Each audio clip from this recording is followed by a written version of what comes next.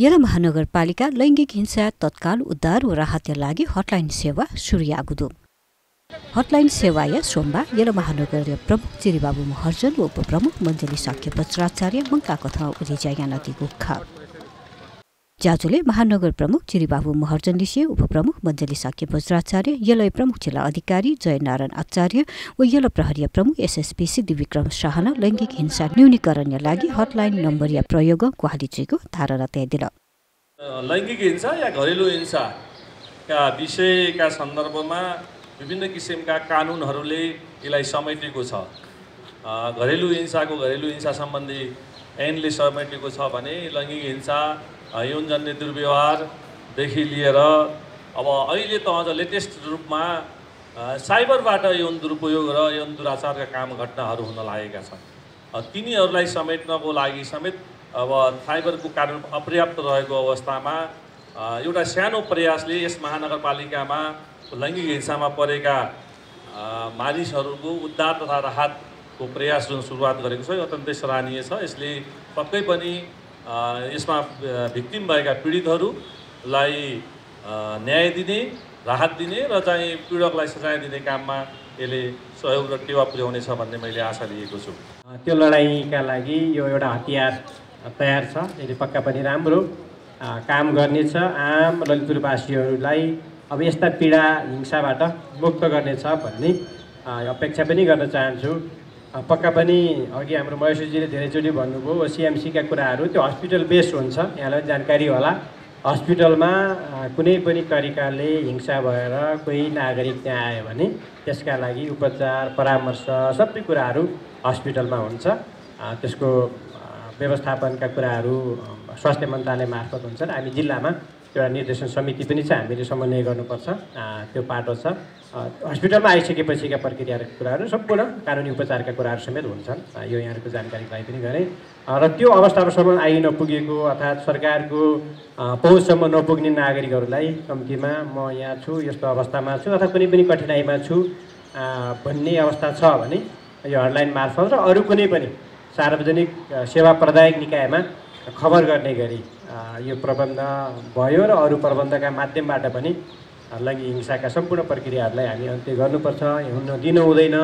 लैङ्गिक हिंसाका शब्दावली नै मुलुकबाट सभ्य समाजबाट निर्मूल हुनुपर्छ भन्ने अवस्थाको सिर्जना गरौँ, यही शुभकामना व्यक्त गर्न चाहन्छु। मलाई जहाँसम्म लाग्छ आजको यो कार्यक्रमले यसमा चाहिँ भरथेक सहयोग पुग्छ नै, नम्बर 1। अनि दोस्रो कुरा, हुन त हामीले यसलाई अहिले आधिकारिक रूपमा घोषणै त गरिसकेका छैनौँ, तर हाम्रो प्लान चाहिँ के त भन्दाखेरि यो पातन सिटी डज नट स्लिप भन्ने कन्सेप्ट हामीले ल्याउँदैछौँ। त्यो घोषणा गर्नको निमित्त अलिकति होमवर्क गर्न बाँकी छ, सिधेको छैन। उदाहरणको निमित्त हामीले डिआरआर डिजास्टर रिस्क रिडक्सनको सन्दर्भमा एउटै छानामुनीबाट डिआरआरको सबै सेवाहरू प्रदान गर्ने भनेर हाम्रो युद्ध पारुन यन्त्रमा यसको चाहिँ व्यवस्थापन भएको छ। तर हामीले चाहिँ खबर पाएको 4 मिनेटभित्रमा हामीले सेवा प्रवाह गर्ने भनेर चाहिँ आधिकारिक रूपमा घोषणा त गरिसकेका छैनौँ, तर यसको निमित्त हामीले गर्नुपर्ने होमवर्कहरूमध्येमा हामीले ललितपुर महानगरपालिकाको यो पुल्चोकको युद्ध पारुन यन्त्रलाई चाहिँ केन्द्रमा राखेर त्यहाँ चाहिँ हामीले एउटै छानामुनीबाट जुन सेवा प्रवाह गर्दैछौँ, दमकल, एम्बुलेन्स, सपान, नगर प्रहरी लगायत अहिलेको यो चाहिँ हिंसा सम्बन्धीमा पनि त्यहीबाट सेवा प्रवाह गर्ने भनिरहेकोमा हामीले विदिन नेक्स्ट 4 मिनट्समा हामीले सेवा प्रदान गर्ने भन्ने चाहिँ हाम्रो जुन धारणा छ, त्यसलाई चाहिँ हामीले आधिकारिकता दिनुभन्दा अगाडि ललितपुर महानगरपालिकाले चाहिँ 3 ठाउँमा डिआरआरका सब स्टेसनहरू हामी खोल्दैछौँ। यो भन्दा एउटा चाहिँ हामीले बुङ्गमतीमा, अनि अर्को चाहिँ हाम्रो यो वडा नम्बर 8 को ग्वारकुदोमारमा र अर्को चाहिँ एउटा हामीले चाहिँ धापाखेलमा। यो 3 ठाउँमा चाहिँ हामीले डिआरआरका सब स्टेसनहरू खोल्दैछौँ। यसको निमित्त प्रिपरेसनको निमित्त हामीले काम पनि अगाडि बढाइसकेका छौँ। यो भन्दै गर्दा हामीले चाहिँ अहिले नै हालसालै मात्र हामीले 2टा अत्याधुनिक दमकलहरू खरिद गर्ने प्रोसेस चाहिँ समाप्त भइसकेको छ र यो डेलिभरी हुनु मात्रै बाँकी छ। बस यी लगायत ती क्षेत्रहरूमा हामीले एम्बुलेन्स, सपान, दमकल र नगर प्रहरीको व्यवस्थापन हामी यी 3वटा डिआरआर सेन्टरहरूमा हामी गर्न गइरहेका छौँ।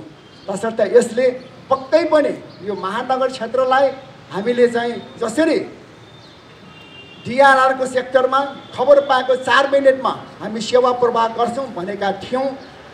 मैले यो घोषणा त गर्न बाँकी छ। यो कार्य अन्तर्गत हामीले चाहिँ यो सेवा प्रवाह गर्न सक्षम हुनेछौँ भन्ने कुरा मैले यहाँहरू समक्ष निवेदन गरेँ।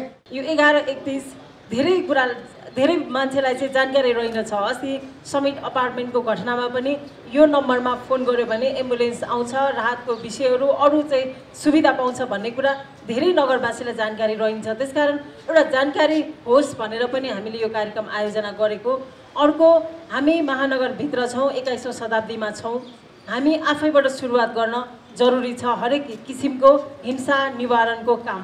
त्यसकारण आजको यस अभियानबाट यहाँहरू सबैले पनि आफैले एउटा प्रतिबद्धता गर्न जरुरी छ।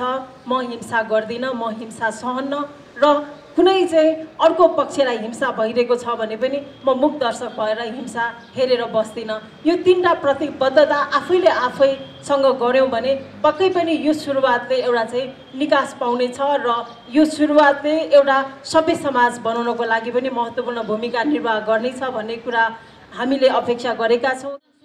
ज्याजोले हिंसा लापी मनुतेसँग तत्काल उद्धार राहतका लागि 11:31 स्वापु तेफैको जानकारी दिएको छ।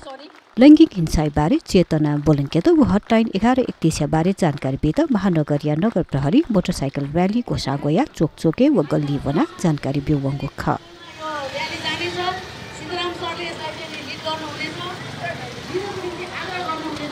गर्नुहुनेछ